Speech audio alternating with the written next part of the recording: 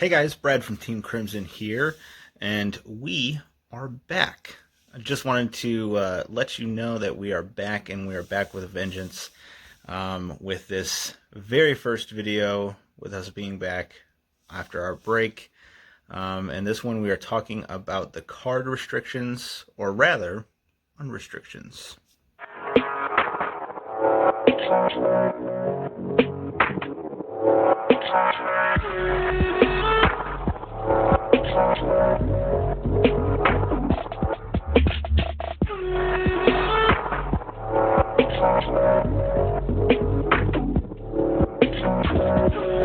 Today we are talking about the new card restrictions that were just announced on Tuesday.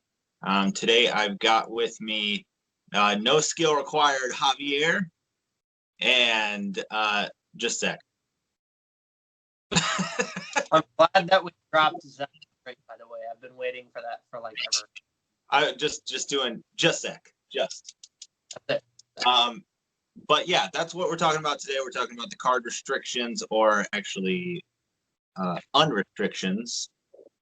But let's go ahead and get into it. So, wanting to start this off real quick, it's just going over. They like to go over every time they make a new list. They like to make this little thing kind of showing you what they look for.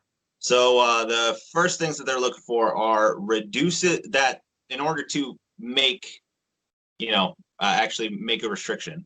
These are the things they look for. Reduces the variety of clans used in tournaments. We'll talk about that soon. Lengthens time needed for a game to extremes. That's not happening. Will greatly affect many future cards in development. What did I do? Behavior that is unpleasant to encounter and requires complex methods to handle that is not by design intention. And then with the above in mind, to keep the number of restrictions to a minimum. I think they added that one. I'm not sure. But anyways, going into it, so they only made unrestrictions in standard. The cards they unrestricted were Fantasy Petal Storm Shirayuki for Murakumo. And then they unrestricted Silverthorn Beast Tamer Doraine for Pale Moon. And then they also unrestricted Thundering Sword Dragon Anger Blader. So these are all now at 4-ofs. Anyone can play whatever they want now with these cards. About team time. So what are the thoughts on this? Let's go with Zach first. What are your thoughts, your issues, your complaints, your other complaints? Well, go ahead. Jesus. I don't know. I don't think I actually have a lot of complaints. The only one who scares me is still Anger Blader because of the Exodia type deal, but I don't think the one that Pale Moon got is going to pose any danger. Not really. And Shirayuki is dangerous, always has been, probably always will be.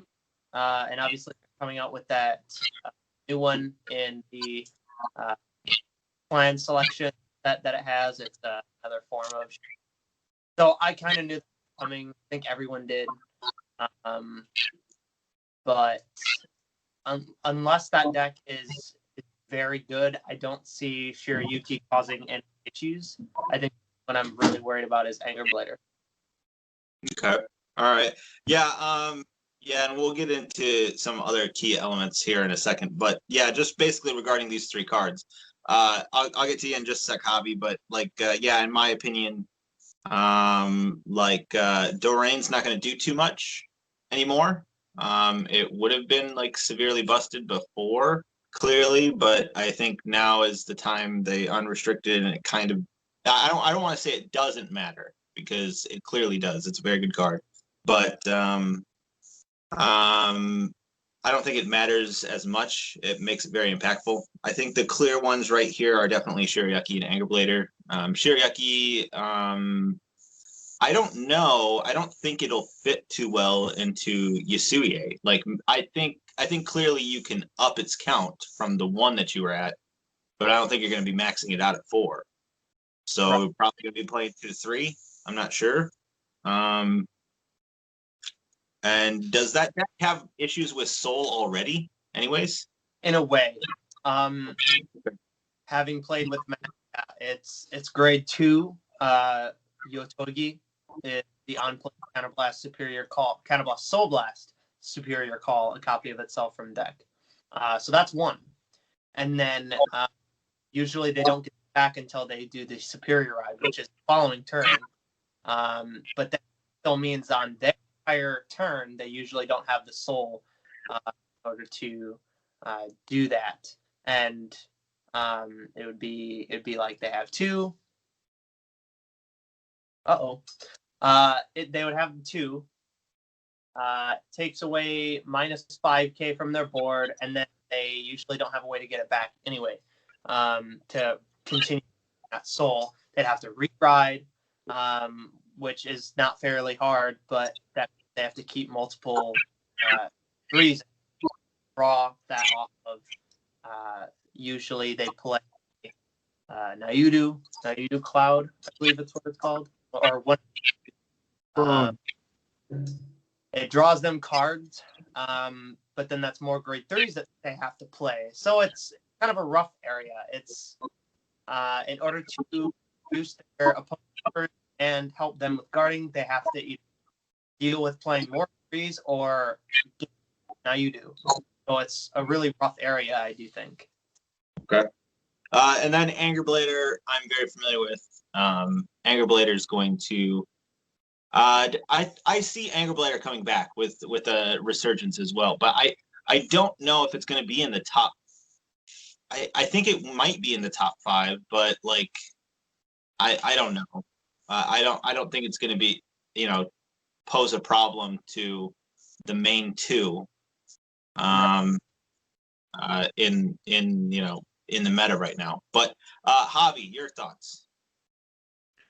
Well, after just playing against Mirakumo with the list, what's banned and what's not, aka restricted, I think it just adds more to the attack counter that the deck can produce already. So restanding Vanguard keeps Twin Drive, pumps out yet another imaginary gift. It doesn't matter which one, it just pumps it out, which is what the trend is going on for a while with a lot of decks. With that said, it is what it is. Anger Blader, sure, why not? Because looking ahead, we don't know what's going to happen at the beginning of the new year, or as new sets, a potential reboot. So it matters, but it don't matter. So I think in the short race, just finish year going strong and then see what happens. That's All right. the best I could do. I mean, what are your thoughts on the impact to the meta game with these? I kind of stated mine a little bit, right. but what are your thoughts, Javi? On do you see one of the 3 sudden joining the top 5, and Top which one? 5, I would say if it joined the top 5, it would probably be a close 5, like on the bottom end of the meta spectrum at most, because you still got other decks that are almost 100% better at what they do mechanic wise, that pushes straight out the gate on either grade 3 game or sometimes like grade 2 game. So it honestly it will be in the top meta, but we're looking at like a 5 or a 4. It would place. Even the overall, I would say it would just add to the collective power of what the meta is becoming, which is Excel.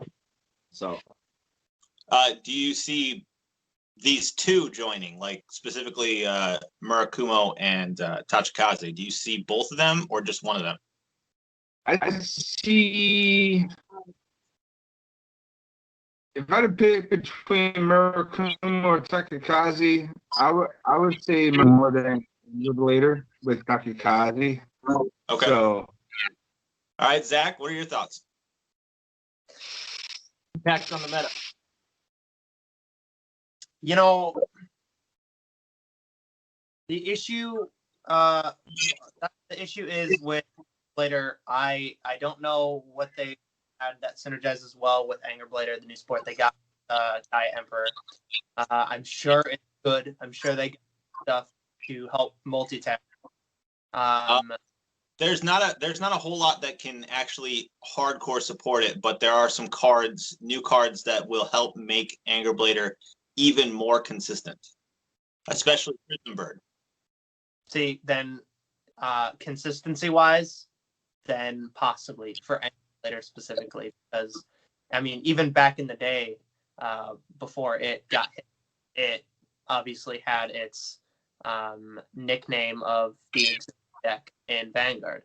And if it was doing so well before, then you would imagine it would come back and do similar to what it was before. Obviously, decks change, support changes. Decks have gotten way better. Every deck that exists has gotten way better support. So it has been a rough area, but I wouldn't be shocked with Anger Blader. Murakumo already was good before. Obviously, it's Excel, and it's starting to look like an Excel meta. So again, I would not be shocked. It's significantly Yasuye has significantly dropped with this new set with the Gurguit and Angel Feather set because those two are obviously the top dogs. Does popularity have something to do with it too, though? I believe so, but clearly, like, you know, Gurguit's just so ridiculous, which we're going to be getting into in a second as well. But yeah, so you see Murakumo just kind of staying where it's at, but just maybe going a little bit up because of it. Maybe a little. I wouldn't be shocked if it went up, especially as hype behind it. That's how it works. And same goes for Tachi's. I see Pale Moon anything with that, but. And then lastly, the main kind of thing that we wanted to bring up was so we are currently in yet another arguably tier 0 format with this set Divine Lightning, whatever it's called. I can't remember. Radiance or something. Yeah, it is. Golds are winning by a ludicrous amount. Like they are about 2%, I believe. 2% away from 2% lower, I should say, 2% lower tournament results than Luard was pre-restriction. A lot of people, including myself, was kind of expecting Gurguit to get hit in some form or fashion because, you know, they did it to Luard. They needed to do it to Luard. Absolutely. This coming from someone who is currently playing Luard. But the restriction absolutely needed to happen. And I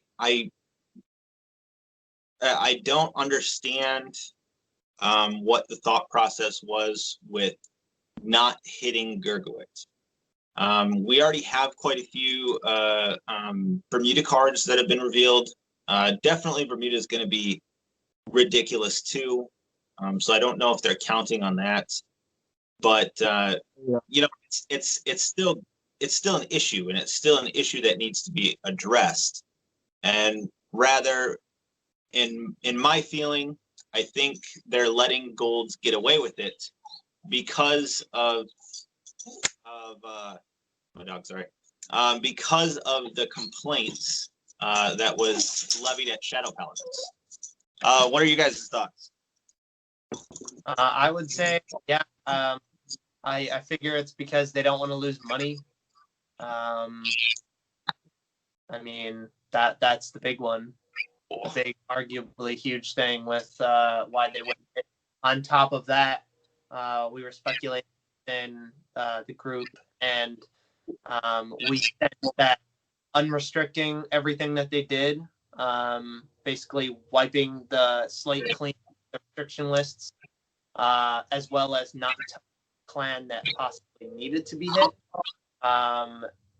is clear evidence that we may be getting a reboot, or that completely wipes gifts out of the picture. I'm a little didn't hit because played against Gurgwit, that's impossible sometimes. Like it's Excel spam, which is not unusual. We see that with most Excel decks. Excel spam, but then it gets extra rewards for spamming Excel. Multi-attacking being one of them. Huge numbers being another one. Plussing hard. All three things that probably did not happen. That Gold's definitely got. Probably more than any Excel deck that I've ever seen. I don't know. I don't think it's fair to play against. And the only way that it's fair is if you are.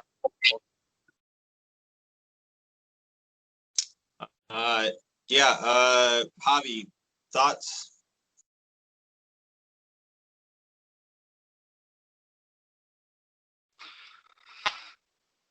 You know what grinds my gears? Seriously, what grinds my gears? And for the record, I keep it as non-profane or vulgar language as much as I possibly can. We've seen the same thing happen during the end of G era. Heretic for flipping gears came out, and you were able to restart your entire turn. Trackball came out and was OP. Victor came out and you can rush so bad. Every single set at the end of G. Hold Yes. on. Then with the new format release got introduced, we had 3 imaginary gifts. Then for some odd reason that wasn't good enough, so we had version 2, which still led to most people still using version 1 for force and version 1 for protect. While Excel 2 was OP. I play Excel now. I play Narukami, and I'm still saying that. So obviously, there's a possible reboot, new format, getting rid of whatever. So Bushi Road is going to turn around and think, oh, hey, you know what? 2 wrongs do make a right. We're going to slap the ward. We're going to return Anger Blader. We're going to return all this crap, turn around, and we're just going to slap the players in the face and tell them, go in the corner because that's where you belong until you turn around and buy the deck that is meta. And they put a stamp on it. The stamp, and they're selling. I feel like Jeff Goldblum from the scene Jurassic Park. What? Okay, everything except the Goldblum thing made a lot of sense. I understand. It's like the power. Javi has to just, Javi has to emphasize a point and sort of do it well, and then he has to just go and try to ruin it. So the power creep, same thing. Yeah. Basically, that's what you're getting at, is the power creep was up here compared to all the other stuff down here. And we're seeing that again. You know what I hate? what grinds my gears, Javi, is that, you know, as a person who's mainly played Force, I have played Excel as well, but mainly I have played Force. As a person who has done that, it has been quite annoying to live in the 1.5 year long Excel meta, and then now at the very end, more than likely, it is going to be a mostly Excel dominated meta again. And yes. Kind of like during G, where it's insanely I want to frustrating. grab Bushy. Bushy River was a redheaded stepchild. I would want to grab him.